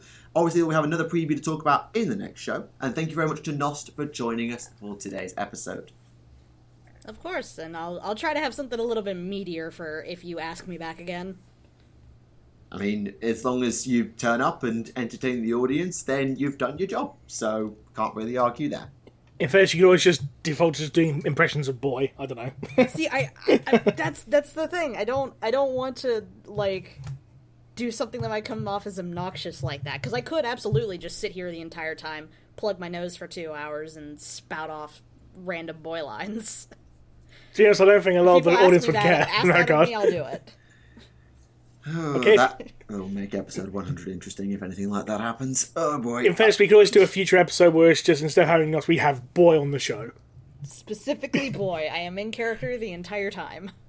That would be an episode, and we'll consider it going forward, I suppose. But, in the meantime, thank you very much for watching. This has been Tactica Imperialis. This has been Remleiz from 40k Theories. And I'm Nost. And we'll see you all again. Thank you very much, and goodbye. Bye.